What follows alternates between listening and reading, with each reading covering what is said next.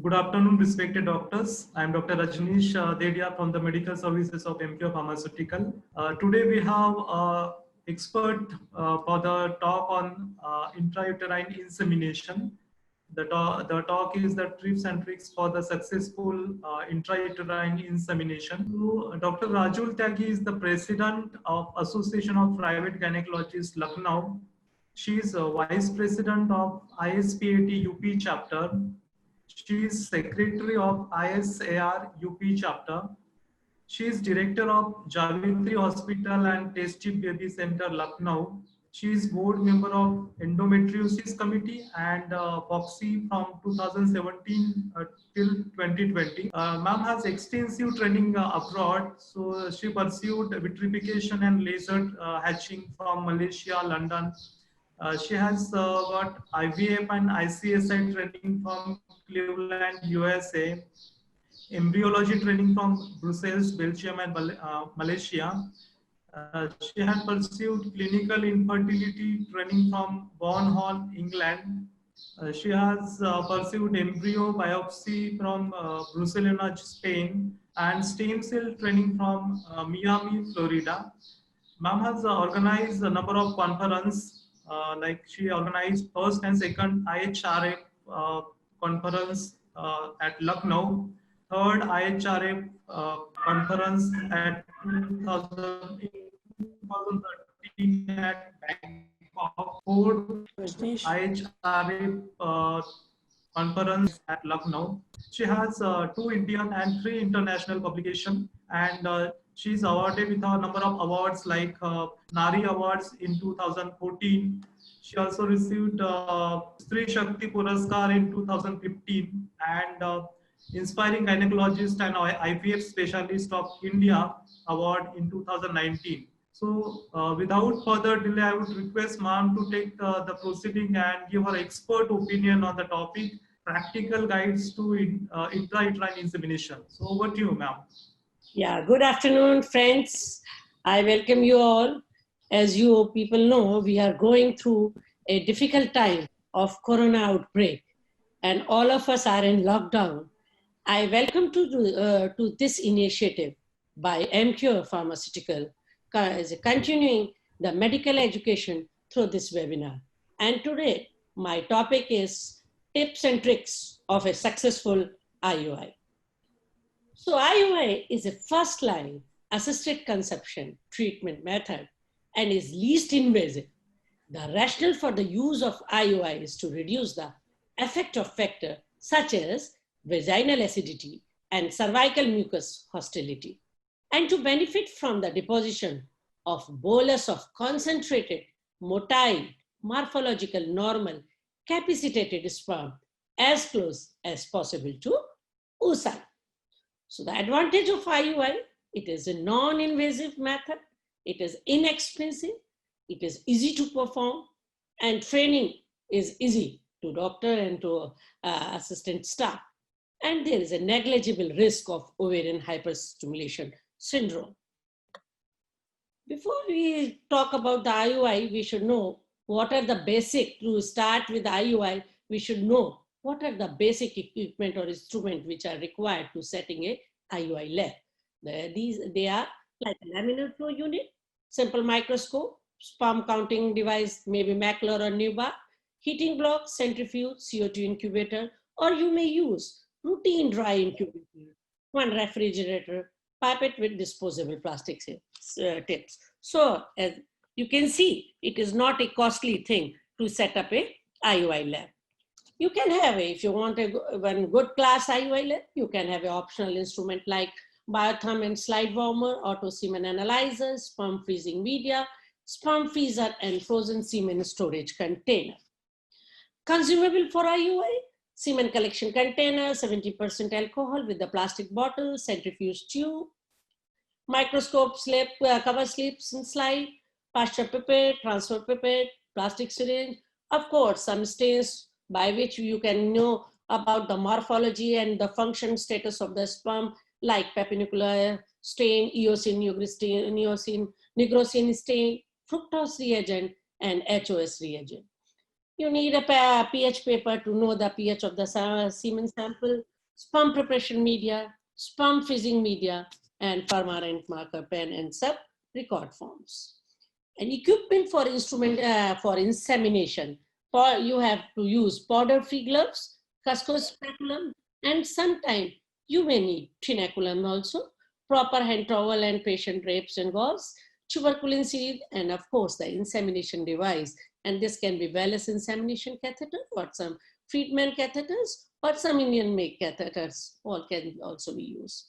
So first of all, before going to the further of depth of IUI, we should know what are the indication for insemination. The male factors which are indicated for IUI is like ejaculatory failure, like anatomical defects, as in cases of hypospadiasis, epispadiasis, or sometimes there can be a neurological cause like a spinal cord injury, or there can be retrograde ejaculation, or a psychological cause, that is impotence. The male subfertility can be oligospermic, asthenospermic, teratospermic, and sometimes hypospemia, means very little amount quantity of the semen sample. And sometimes you may also need IUI in cases where the sample is too viscous and where you don't have the fresh semen sample, or you have only option of a frozen semen sample. While the female factor indications are cervical factor, like a cervical mucus hostility, poor cervical mucus. Patient can have an ovulatory dysfunction in cases of endometriosis, but mind it, only mild or moderate endometriosis are indication for IUI, but not the severe endometriosis. Follow-through case after adenolysis, PCO patient which are having an ovulatory problems, HIV positive female with a HIV negative husband, or sometimes poor response in IVF cycle.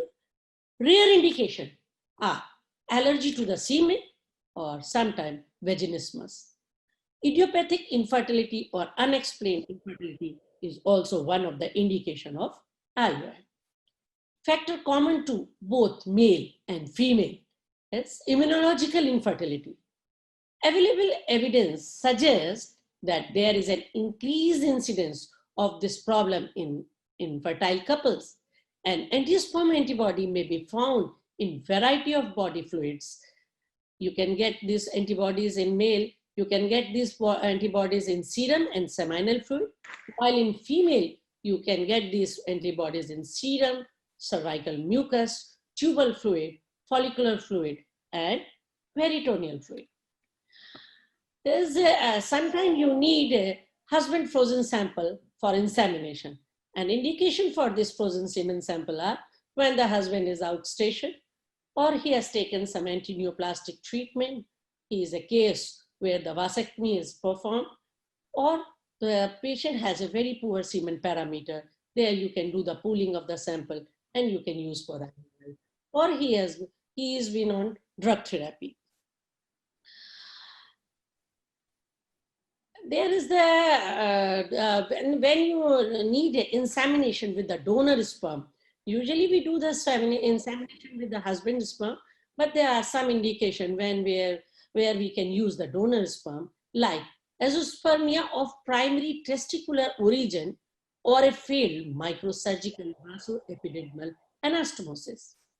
Severely subabnormal semen parameter, or where there is a persistent failure of IVF and ICSI, or patient is having the hereditary disorders, or a RH isoimmunization, severe RH isoimmunization, and patient is not affordable, the costly treatment option like ART or ICSI. The contraindication, after the indication, we should know what are the contraindication to IUI. There are some absolute contraindication and some are relative contraindications.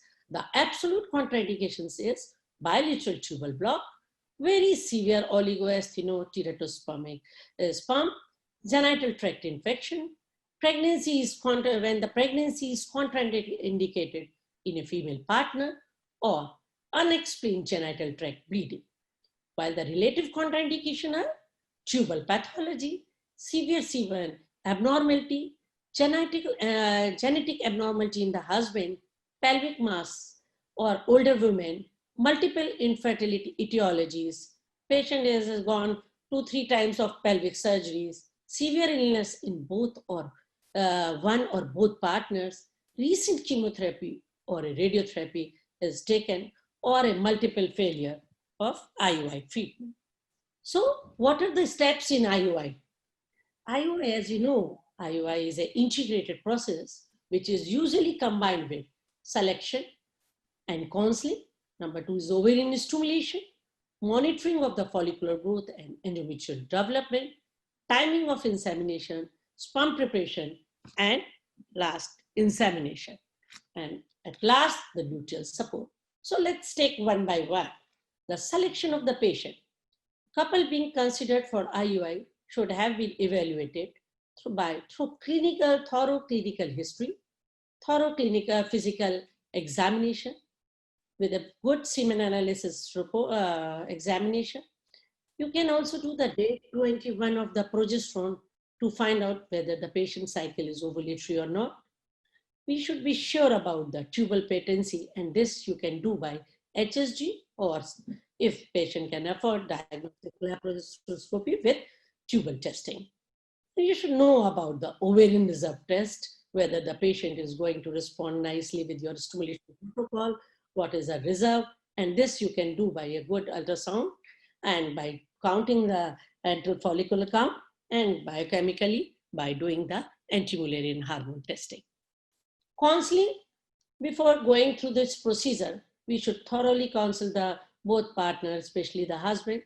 We should tell what is the cost of this treatment, what can be the complication, what are the steps, and for the most important is success rate.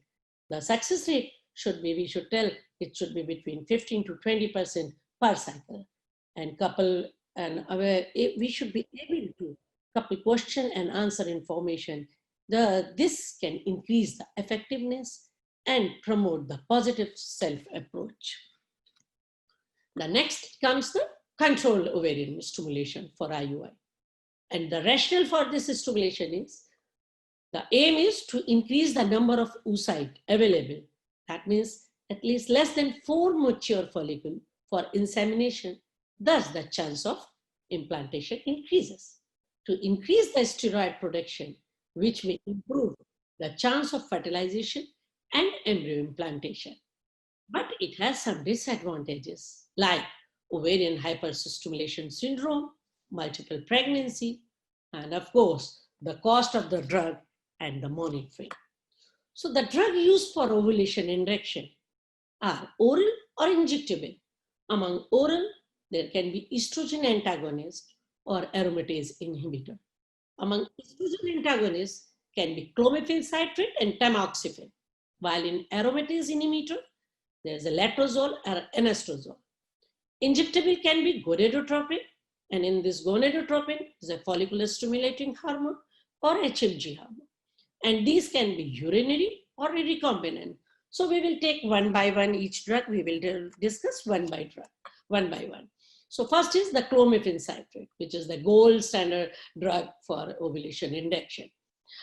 There are different protocol of clomiphene citrate. The usual dose is 50 milligram clomiphene citrate, starting from day 2 onwards for 5 days. And after this, you start doing the follicular monitoring by ultrasound. When you get the 18 millimeter size follicle, give HCG injection, and you can do the IUI after 14, 24, and 48 hours, depending upon your protocol. There are a lot of different protocol of clomiphene citrate, as is the follicular phase start, which is a conventional way, but you can start the clomiphene citrate from luteal phase also. And here you give 100 milligram clomiphene citrate per day for 5 days, just after finishing the medroxyprogesterone acetate course. You can use stir-up protocol, in which give clomiphene citrate 50 milligram per day for 5 days. If you don't get any response, you can increase the dose of 100 milligram for again 5 days, or you can go ahead with 150 milligram of dose. Extended protocol, which is quite common we are using nowadays, give 50 milligram clomiphene citrate till you get 70 millimeter of size of follicle. But if the patient doesn't conceive after this clomiphene citrate, we should be clear whether this is a case of clomiphene failure or a clomiphene resistant. What is a clomiphene failure? Clomiphene failure means conception failure. It means if a patient has 3 ovulatory cycles with clomiphene citrate and does not conceive, then she is labeled as clomiphene failure and you should be started on other alternative therapy. And other thing is clomiphene resistance. When the patient is failed to ovulate even after the increased dose of the clomiphene citrate after the 3 consecutive courses. You should know about the adverse effect of the clomiphene citrate. Patient can have irritability, mood change, vasomotor symptom, abdominal discomfort, breast discomfort, and rarely she can have a nausea, vomiting, and 1% cases can have visual symptom and headache. Of course, ovarian hyperstimulation is one of the major side effects. Prolonged use of the clomiphene citrate may be associated with increased risk of borderline or invasive ovarian tumor. The clomiphene citrate has an adverse effect on the endometrium. It causes reduction in endometrial thickness in 30% of the cases, causes reduction in the glandular density, and increase in number of vacuolated cells, thus it decreases the uterine blood flow during an early luteal phase and peri-implantation stage. It affects the quality and quantity of the cervical mucus. And to overcome this side effect, we start clomiphene citrate from day 2 onwards. Instead, previously we were using, when we started clomiphene citrate, we were giving clomiphene citrate from day 5 onwards. But now, to overcome this side effect, we are using clomiphene citrate from day 2 or day 1 itself. The other drug is letrozole. The doses of letrozole is 2.5 milligram for 5 days, starting from day 3 of the menstrual cycle, and you can give for 3 consecutive cycles. More than 3 courses of therapy is not recommended. This drug is also having some side effects like nausea, headache, dizziness, and hot flashes. There are different protocols of letrozole.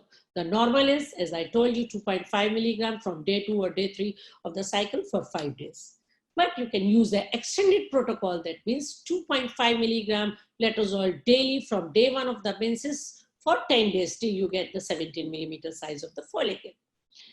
You can have a step-up protocol, that means letrozole 2.5 milligram first cycle, 5 milligram the next cycle, and 7.5 milligram in the third cycle. Super ovulation protocol, it means 5 milligram letrozole from day 2 to day 7. Extended high doses protocol means 5 milligram OD for 5 days, followed by 2.5 milligram for next 3 days. And there can be a sequential high dose protocol, means 10 milligram of letrozole for 5 days, followed by HMG injection till you get 17 millimeter size of the follicle.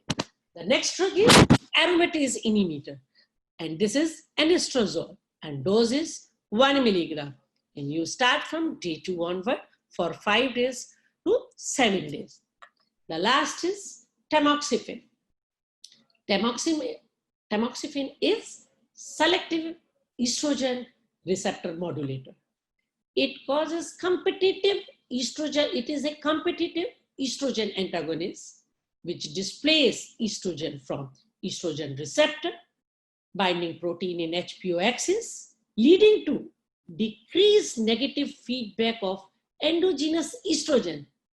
This leads to enhanced HPO-GnRH pulse generation activity, thus lead to increased follicular recruitment and follicular growth.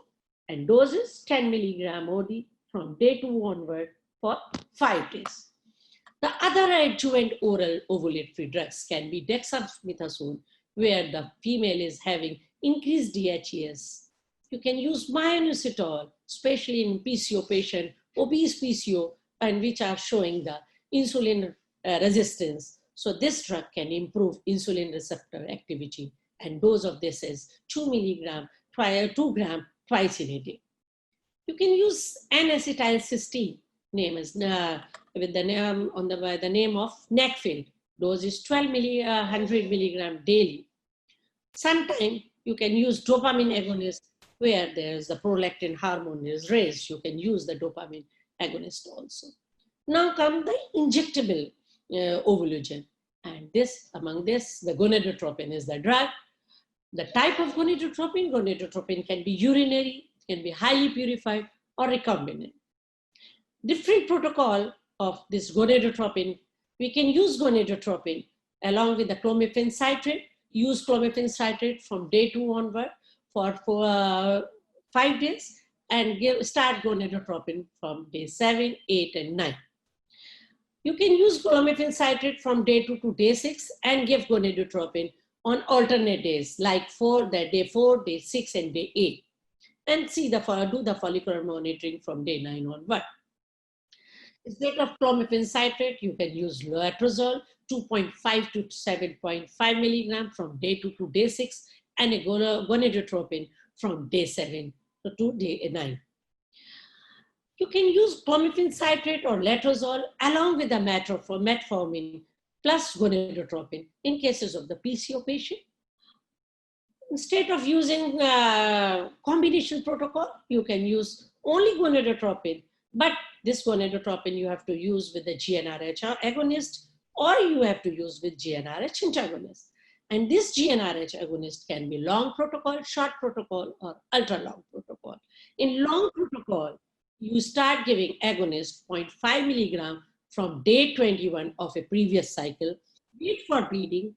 Thus, the moment you get bleeding, look for the down regulation.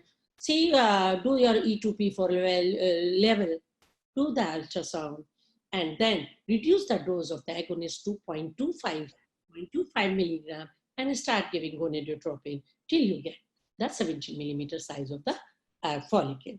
In a short protocol, it is easy, convenient protocol, less expensive. You start giving agonist 0.5 milligram from day 1 or day 2 of your period, and along with this agonist, you start gonadotropin side by side till you get your 70 millimeter size of the follicle. You can use ultra short protocol. It is not very good protocol. In this, you give agonist 0.5 milligram from day 2, day 3, day 4, and start gonadotropin from day 2 onward, and continue the gonadotropin till your 17 millimeter size of the follicle.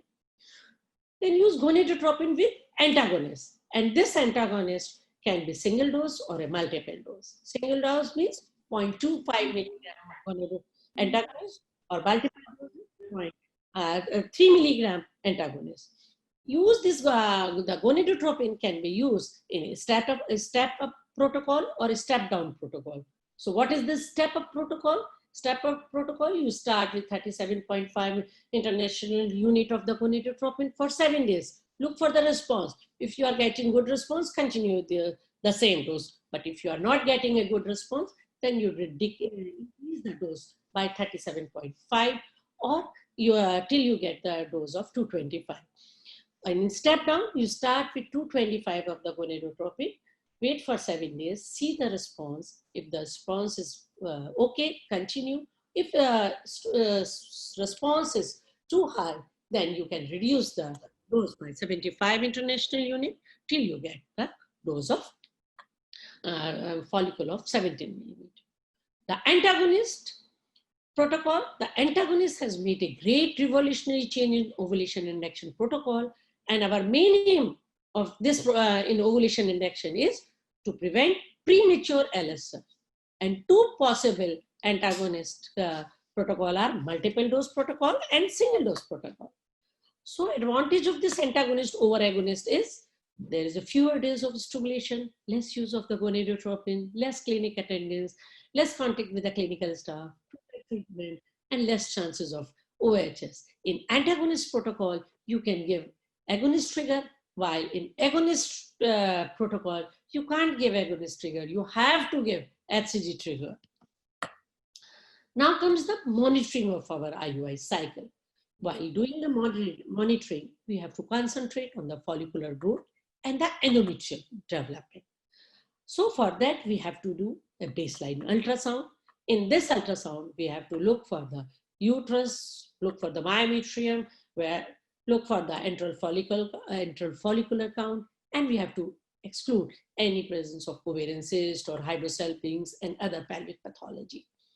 Day 2, you have to do the hormonal assay of FSH, LH, E2, and AMH.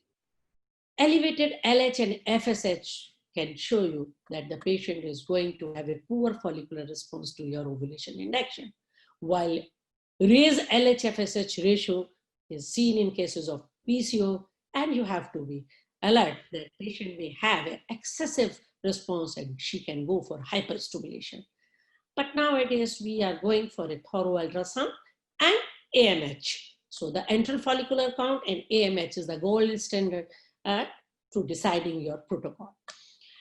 From day 8 onward, you have to do the serial ultrasound to look for the follicular monitoring and endometrial growth. Prediction of the ovulation.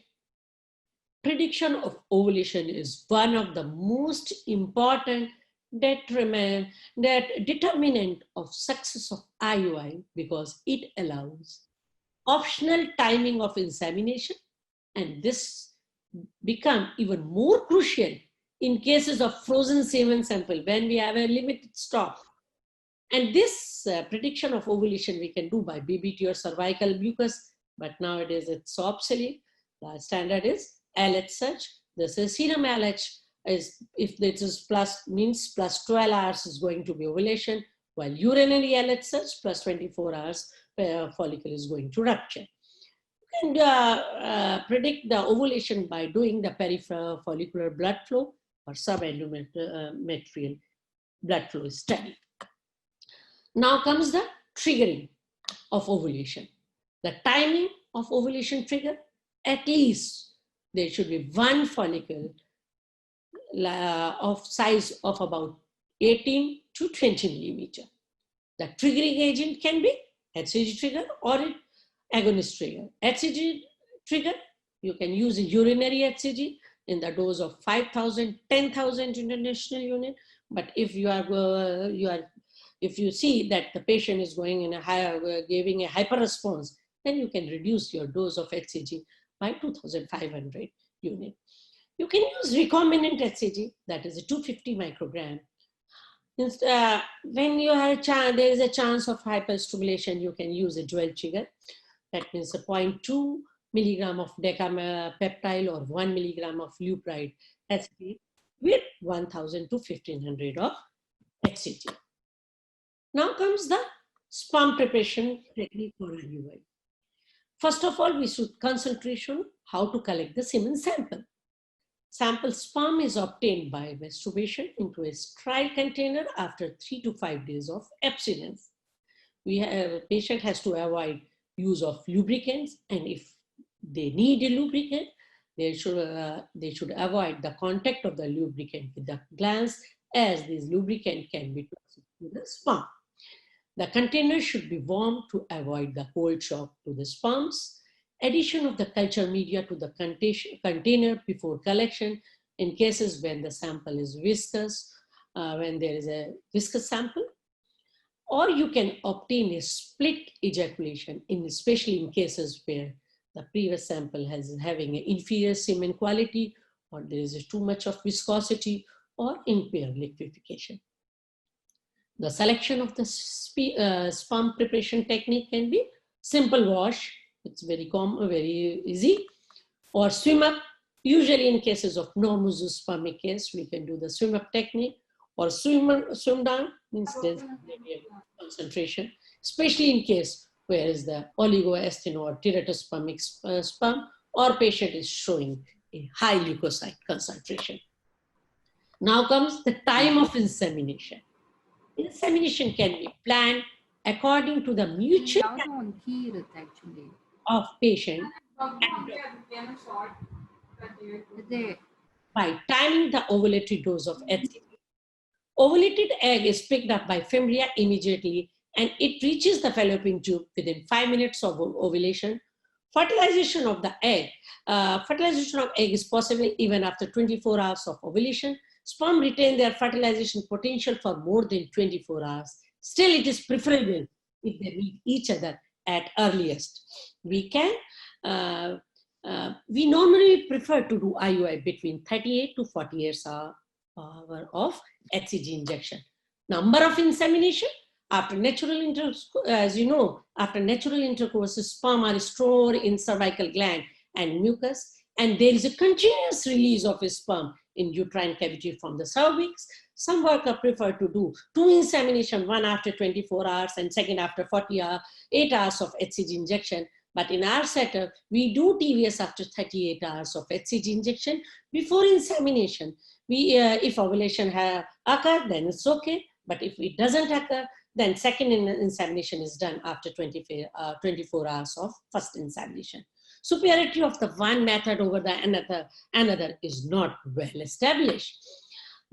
Sometime we do first insemination after 14 hours and second insemination after 40 hours of HCG injection. But when the semen parameters are very poor, it is observed that one single insemination after 38 to 40 hours of HCG injection is better. The insemination technique, first of all, we have to select the catheter. The catheter should be soft, flexible, can be soft, flexible catheter, which can accommodate the curve of the patient uterus, and it is less traumatic to the endometrium, and patient barely feel the IUI procedure.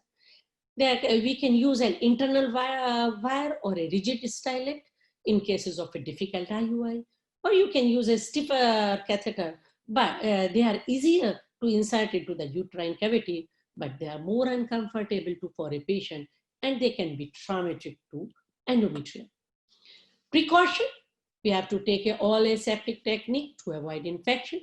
COVID and iodine should not be used to clean the cervix. Antibiotic prophylaxis is unnecessary. Gentle technique to avoid trauma of the endometrium. That's right, you have to avoid the cramping and bleeding, and which can adversely affect survival of the spermatozoa. So the standard technique is, as the woman where the uterus is antevated and deflects, to maintain a full bladder, use a lithotomy position, cervix is exposed with the bivalve cuscous speculum, rinse with saline, don't use Savlon or betadine. Catheter is firmly connected to the 1cc tuberculin syringe. Sperm suspension is aspirated, but never more than 0.5 ml of the sample. Catheter tip is advanced to the depth of the uterine cavity up to 6 to 6.5 centimeter. Try not to let the catheter touch the fundus.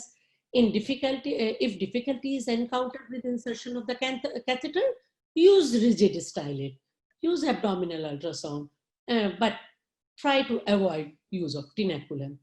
Inject the sperm and leave the catheter in place for a short time. Patient rest in a supine or reverse Tendelberg position for 10 minutes. Post-procedure care, the patient may resume her normal activities after the insemination. Patient should be reassured about abdominal cramping or discomfort, light bleeding or spotting, increased wetness after the procedure, and if they wish to do intercourse, they can go ahead after 12 to 18 hours. A urinary or a serious pregnancy test after 2 weeks of IUI. And at last, you have to give the luteal phase support in form of a vaginal progesterone. You can give a vaginal pressedives or vaginal creams like Crenon or Naturogerst or Sustain, or you can give an oral progesterone, the oral dydrogesterone like Dufestrone, or injectable, which we rarely use. Factor in affecting the success rate of IUI. As you know, IUI give better pregnancy rate compared with the time intercourse. And successful outcome of IUI depend on many variable factors. The female factor like age. As you know, with the advancing age, there is increased chances of chromosomal abnormality in the oocyte, leading to poor fertilization and poor implantation rate. Thus, and also reduce the endometrial receptivity. Cause of the infertility also have impact on IUI success rate.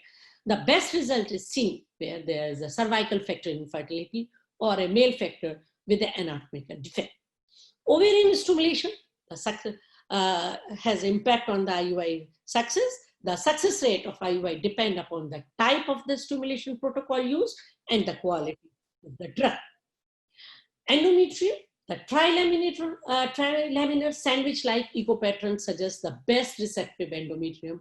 With the help of color Doppler, we can find correlation between the endometrial blood flow pattern and implantation rate. Insemination technique is the most important to give a good result. It plays a very important role in IUI success. Insemination has to be atraumatic, painless, and safe. Time of insemination is very important. Number of insemination is also important. Choice of insemination cannula is also important. Sperm preparation technique and meticulous attention to this small thing can make a big difference. Now, the male factor which can affect your success rate, the sperm parameter is the foremost, is the sperm parameter. The quality of the motility, quality in motility, and the percentage of the morphological normal spermatozoa are the most important parameter affecting the fertility. Chances was increased when the total motile sperm count exceeded the 5 billion. Increasing age of the man can reduce fertility due to the increased non-disjunction in the spermatozoa. Common factor which can affect our success rate, duration of the infertility. Pregnancy rate decrease with increasing duration of infertility. Number of IUI can impact. There is a steady decline in success rate after 4 to 6 unsuccessful IUI cycle. Previous failure at IUI, previous failure should also be taken into account for deciding a cutoff point for IUI. And now at last is the complication of the IUI. IUI is a very safe procedure. The biggest advantage of this ART technique is it is a least invasive. This should not lead to careless, but this should not lead to a careless approach. Though uncommon, there is a definite risk of a few complications. And complication can be due to insemination process itself, control ovarian stimulation, or other factors. The complication due to the insemination procedure is infection, bleeding, trauma, pain, non-infective self-anxieties, allergic reaction, or anti-sperm antibody formation. Complication of the due to the control ovarian stimulation, IUI treatment is generally combined with control ovarian stimulation, and control ovarian stimulation can lead to some complication like ovarian hyperstimulation syndrome, side effect of the drug, and multiple pregnancy. Other complication can be failure to get pregnancy, abortion, ectopic pregnancy, and rarely there can be accidental insemination with a wrong sample transmission, or there can be transmission of the STD. So in summary, stimulated IUI should be considered as the first line option in the management of unexplained infertility. Live birth rate per cycle from a published data for IUI is 12%.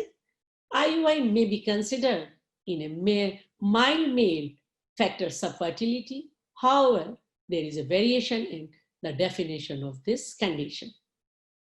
Cancellation of the cycle must be considered if there are more than 2 follicles of more than 18 millimeter in size during ovarian stimulation to avoid multiple pregnancies. Clomiphene citrate, letrozole, gonadotropin could be considered for ovarian stimulation.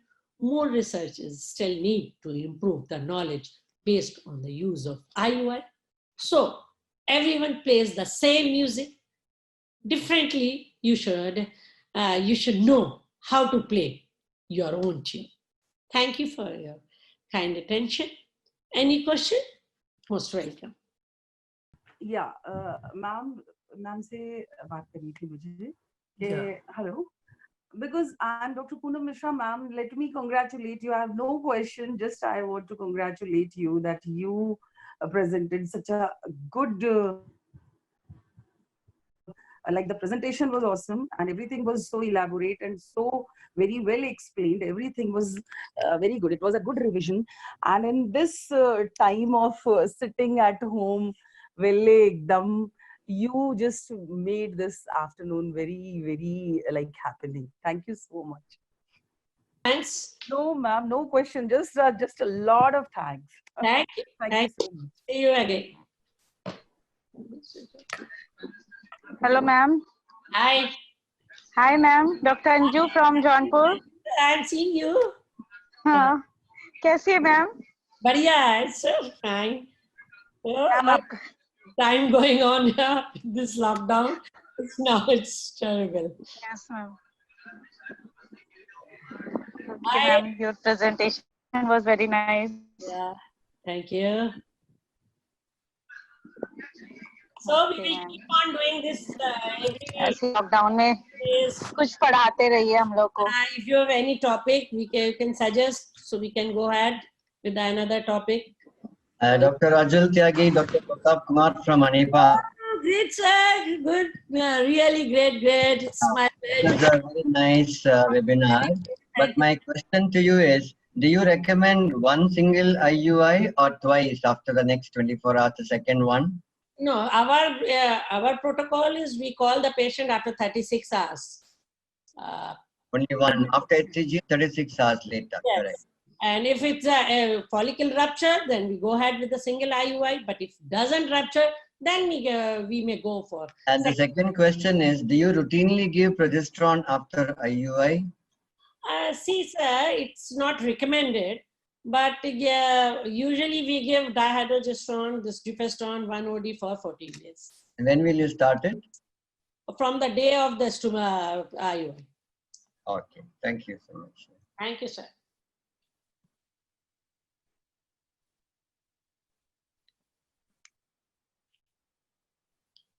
Sir, we will like Dr. Pratap Kumar to give a talk. Sir, yeah, we need you.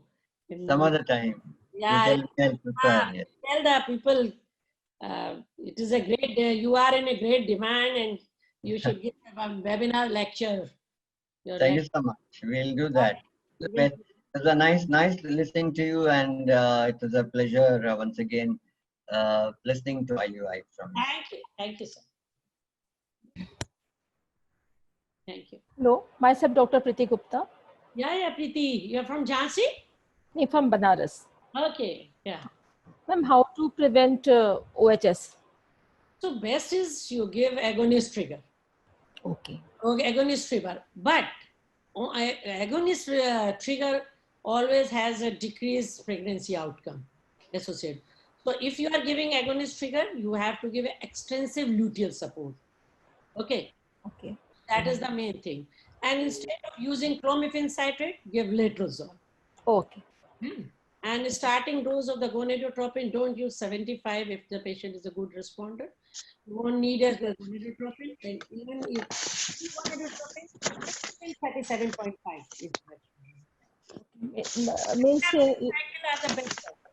means letrozole from day 3 to day 7 and then Go ahead with the day 2 itself. okay. Go ahead with the day 2. First thing you have to see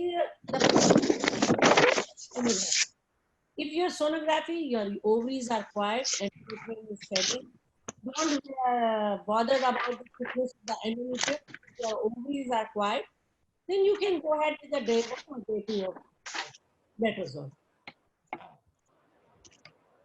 Hello. Yeah. Gonadotropin should be started from the 7, 8, 9 days after stopping the letrozole. Last day of the letrozole. Last day. Means on the last day of letrozole treatment. From the last day. Okay. If you are going to stop on day 6, you give on day 7. Okay. Okay. Thank you, ma'am. Hello. Yeah. Hi, ma'am. I am Dr. Nisha Jain from Meerut. Yeah. Hi. Hello, ma'am. Ma'am, I want to ask about antagonist protocol. Can be used in IUI? Yeah. Always. If you use antagonist in IUI, your success rate will shortly increase. Because Can you highlight? that LH which is not in your control, and doing the LH search by doing your urinary LH search kit or by progesterone values, it's very difficult. It's quite tedious and it's quite costly. And it is not very, very reliable by doing urinary LH, using urinary LH kit. So it is better to do 1 or 2 injection of antagonist. The moment you Ma'am, 14 millimeters, can you? the moment you get a 14 millimeter size of the follicle, you just start antagonist. But if you start going, but if you are going to, How long? no, I'm telling you, the moment you get the 14 millimeter size of the follicle, you start antagonist 0.25 milligram daily subcutaneous. But be careful. When you start antagonist, don't stop your gonadotropin. You continue. See the 14 millimeter size follicle. Next day it will come 16 millimeter size. But suppose your 16 millimeter size follicle is there, but you want to avoid IUI on Sunday. So for that also you can use antagonist. And if you are having a good follicle, but your endometrium is not good, so it is better you give Proguanil, your estrogen valuate tablet, and give antagonist. So you can buy 1 or 2 days to get your endometrium. And Yeah. give HCG trigger, you will get a good result. Ma'am, somewhere I read that medroxyprogesterone acetate is used as in place of antagonist. Of course, you can use a medroxyprogesterone acetate as an antagonist, but not in ovulation. This for IVF, but in that when we are using medroxyprogesterone as an antagonist, there we are doing freeze-all cycle, not transferring in the same cycle. Oh, fresh. You are giving medroxyprogesterone, your endometrium will not synchronize. Gone. So gone. So IUI, no use of medroxyprogesterone. Yes, you can use medroxyprogesterone before start of letrozole. Okay? Okay. How long that should be? 5 to 7 days. And it has been seen, if you start giving letrozole on the luteal phase, then the result is better. That more for that's recruitment is better than in a follicular phase start. Of course. Ma'am, in your opinion, which drug and which gonadotropin should be used as a first line?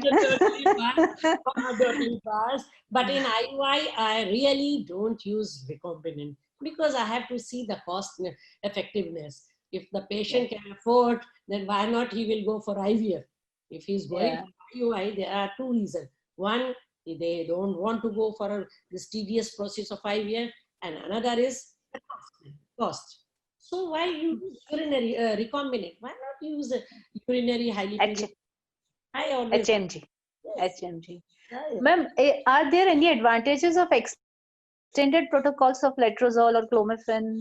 It's very good, especially those patients who are not responding to the 5 days protocol, and you feel, oh, these are the resistant ovary. You give that extended protocol, you will get follicle. Certainly you will get follicle. I mean, and any advantage with anastrozole or tamoxifen over letrozole or clomiphene? Tamoxifen we were using in the older age group. But nowadays we are not. Yeah, you can give tamoxifen, especially if a patient comes with history of because it is anti-estrogenic. No? So it is ideally in cases of CA breast. CA breast, that's the one. And then one more thing, is there any... If a patient is giving, I have been operated for fibroadenoma or some surgery of the breast, sometimes like a malignancy, so it's better to give tamoxifen. Ma'am, any advantage of recombinant SCG over this? I always give a recombinant because so much of batch to batch variability of HCG. And one thing is, we don't know how is the cold chain. If you keep HCG for 15 minutes in just below the simple light, your tube light, your HCG potency is decreased. So why to? It's a better. Instead of giving 10,000 HCG, the cost will be just hardly 1,000 will be the difference by giving 250 microgram of this recombinant HCG. So I always give recombinant. Ma'am, for viscous semen, should we give this Hippe's buffer media in the semen jar prior to? No, you always, it is better when there is a history of the viscous sample, or if you are getting lot of agglutination in the semen, or you are not getting in the previous IUI, you didn't get a good pellet. It is better to always put some sample buffer media and then you tell patient to this thing. It's very nice to talk to you ever. I see you some confidence. You were always a solution for us. We have got lot of questions, but I think I should stop. Other people also have get the chance. Thank you, ma'am. The questions are so very important. It's a very good questions you are asking. Very practical questions you are asking. Nice, nice. Yeah. That's what I confront in day-to-day practice. Thank you, ma'am. Okay, see you. Thank you.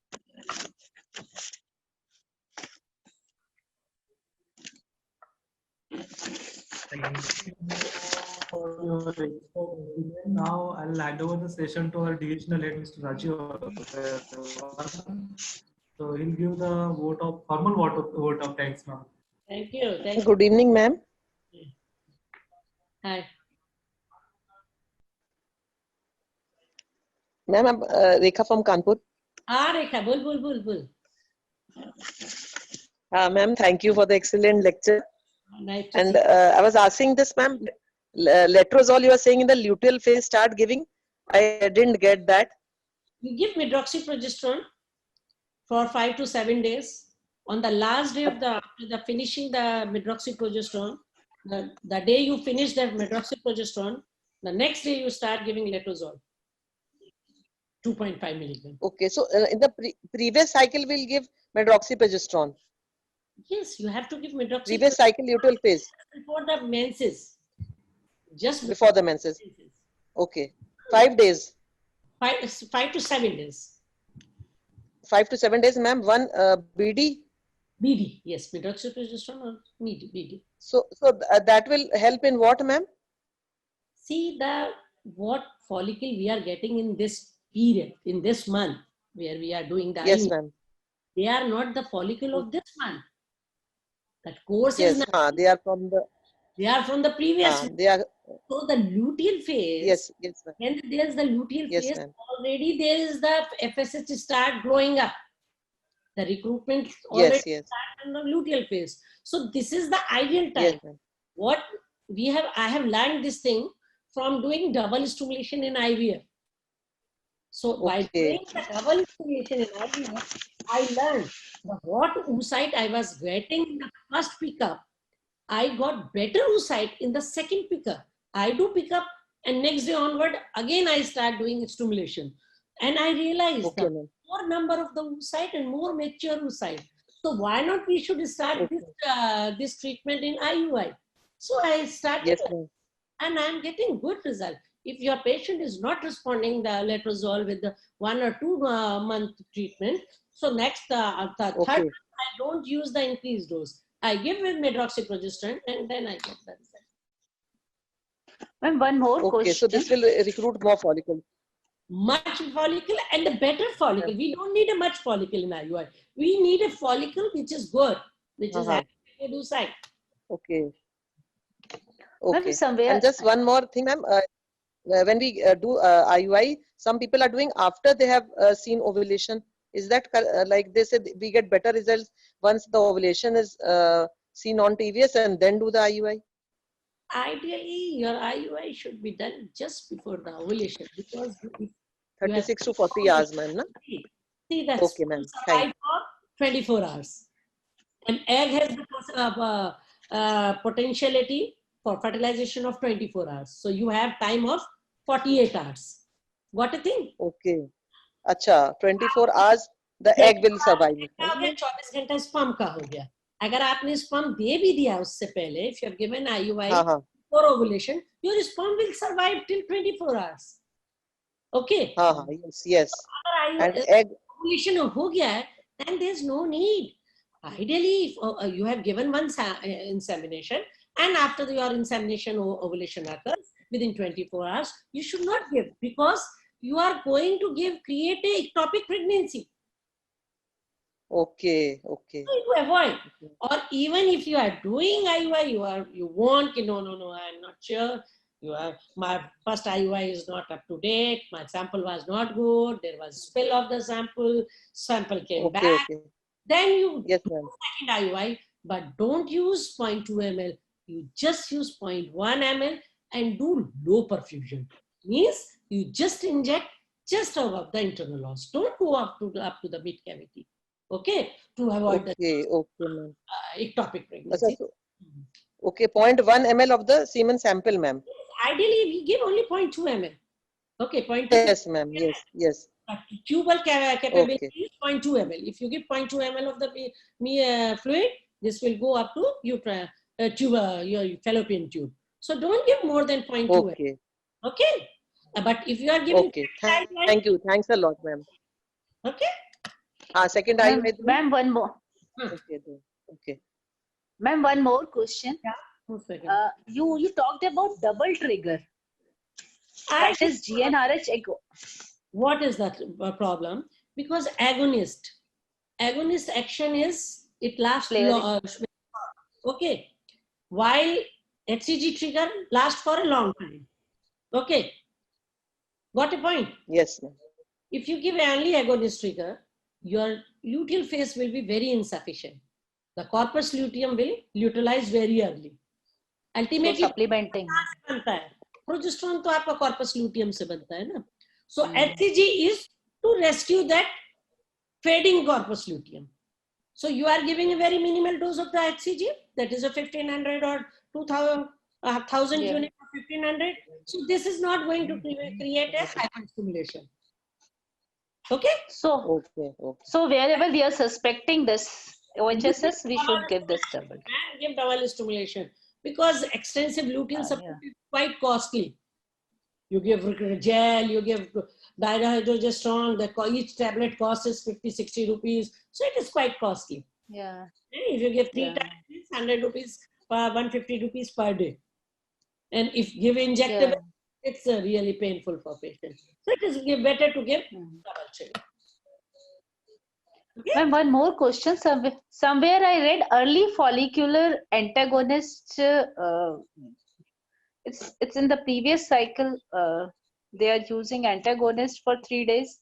That is to make your synchronization better. But we don't give in IUI, we give in IVF. It is a better synchronization. If you feel some corpus luteum is there, or some progesterone in the second cycle, in your stimulation cycle, you are getting your P4 value on the day 2 is more than 0.5 this mg, then you give a antagonist in the luteal phase or in the follicular phase, in the start of the follicular phase. Okay. Okay, so it's for that purpose only. We know there are very many questions in with these doctors. So any more questions? Or should I hand over this session to our divisional head, Mr. Rajiv Agarwal? Just one thing, ma'am. Yes. You're saying about the dual trigger, 1500 IU of HCG and 0.2 ml of decapeptyl, ma'am. You can give a lupride acetate 1 mg. 4 mg का vial आता है ना lupride acetate. 1 mg. So you give 1 mg. हाँ. और decapeptyl की 0.1 ampule आती है. So you give 2 ampule of the decapeptyl. Okay. Okay, ma'am. Or same time. Same time. Okay. Thank you, ma'am. Thank you. If you give in to a different time, then it won't call as a dual trigger. It will call as a sandwich trigger. Okay. You have to give only dual trigger in IUI. Sandwich trigger in the IUI-IVF, not in IUIs. IVF. IVF. Okay. Thank you, ma'am. Okay. We'll see you. Any more questions? Okay, thank you. I know there are many questions, ma'am, because the session was too good. Everybody was engrossed in it. Yeah, thank you. Yeah. Generally, you people call it Materna division. Yes, we're from the Materna division. Sincerely, I am paying thanks to you, ma'am. You have taken your valuable time. And at this time when the outbreak of COVID is there, I thank all the doctors who have participated in this and taken their valuable time and participated in this session. We thank you all, ma'am. And we would like to have such sessions in future too. Thank you. Thank you very much. Thank you, Rajiv, and thank you to Dinesh. Thank you. Thank you.